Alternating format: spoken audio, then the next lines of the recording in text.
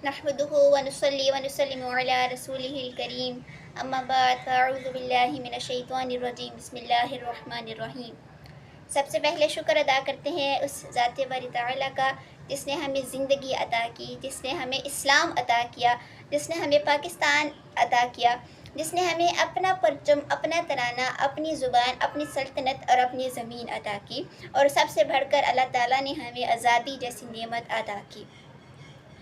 तो समेत ज़ीवकार, आज जिस मौजू पर मुझे लबकुशाई करने का मौका मिला है उसका उन्वान है हसूल आज़ादी से लेकर तहफ़्फ़ुज़ आज़ादी तक।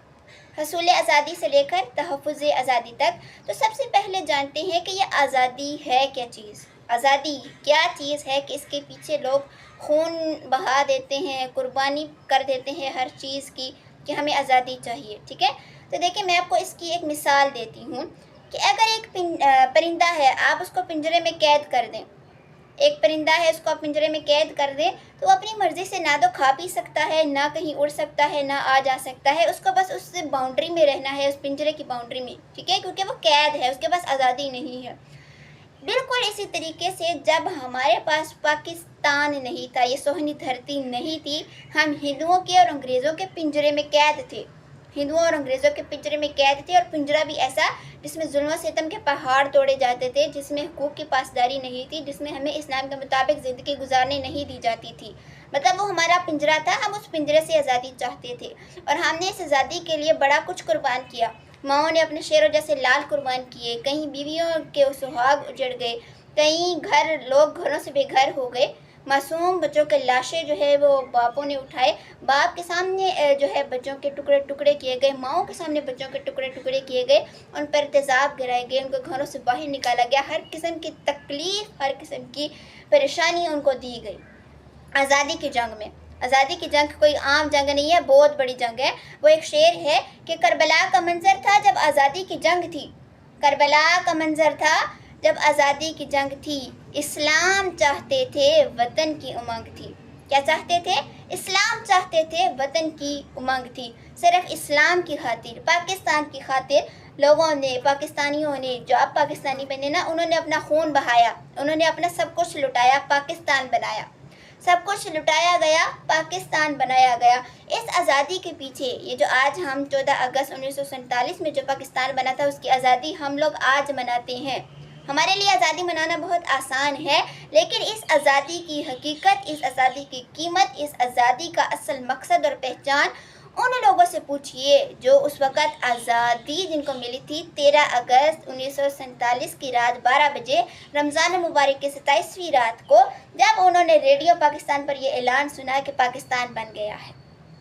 वो खुशी, वो मसरत, वो आज़ादी असल आज़ादी थी जो 13 अगस्त 1947 की रात 12 बजे लोगों ने सुनी थी कि पाकिस्तान बन गया है। कितनी कुर्बानियाँ लोगों ने दी, कितना खून बहा, कितने लोग इस दुनिया से चले गए, कितनी कीमती जानें इस दुनिया से चली गई, तब जाकर हमें ये प्यारा पाकिस्तान मिला, हमें आज़ादी नसीब हुई। ठीक है, हमें अल्लाह ताला के बेशुमार करम के बाद हमें आज़ादी जैसी नेमत नसीब हुई, हमें पाकिस्तान मिल गया, अल्हम्दुलिल्लाह। लेकिन अब जो जिम्मेदारी हम पर आयद होती है वो है इस आज़ादी के तहफ़्फ़ुज़ की ज़िम्मेदारी। देखिए, अगर तहफ़्फ़ुज़ बरकरार रखना है ना, तो हमें आज़ादी का मकसद नहीं भूलना कि हमने क्यों आज़ादी हासिल की। तो हमारी आज़ादी का मकसद था ला इलाहा इल्लल्लाह, हमारी आज़ादी का मकसद था दीन की सिपासलारी, हमारी आज़ादी का मकसद था शरीयत मोहम्मदी से वफ़ादारी, हमारी आज़ादी का मकसद था अमन और सलामती, हमारी आज़ादी का मकसद था एक दूसरे की जान माल तहफ़्फ़ुज़ की ज़िम्मेदारी। ठीक है, ये अगर आप मकासद ज़हन में रखेंगे तो हमारी आज़ादी का जो तहफ़्फ़ुज़ है वो बरकरार रहेगा। देखिए ये पाकिस्तान, हमारी ये जो सोहनी धरती है ना, हमारे पास एक बाग जैसी है, और हमारी जो हुकूमत है वो इस बाग की मालिक है, और जो हमारे नौजवान हैं पाकिस्तान के, वो इस बाग के माली हैं। अगर इस बाग का मालिक यानी हुकूमत इसमें रहने वाले लोगों की तालीम, जान माल, सेहत, खुराक, लिबास का तहफ़्फ़ुज़ करे, और इस मुल्क के माली जो कि नौजवान हजरात हैं, अपना प्यार, अपनी मोहब्बत, अपनी लगन, अपना वक़्त, अपनी मेहनत, अपनी हुनर, अपनी महारत इसके अंदर लगाएं, इसकी माली जो है वो इसकी बागबानी करें, इसके अंदर अपने आप लगाएं, तो ये जो हमारा पाकिस्तान 70 सालों से तरक्की पजीर है, तरक्की याफ्ता हो जाएगा। ठीक है, देखिए अल्लाह ताला ने हमें बुनियान मरसूस की ताकत दी है, दुश्मन हमारी तरफ نہیں دیکھ سکتا۔ اللہ کا کرم ہے، اللہ نہ کرے کہ کبھی بھی ایسا ہو کہ دشمن ہماری طرف میلی نگاہ سے دیکھے، تو ہم نے دشمن سے تو پاکستان بچا لیا۔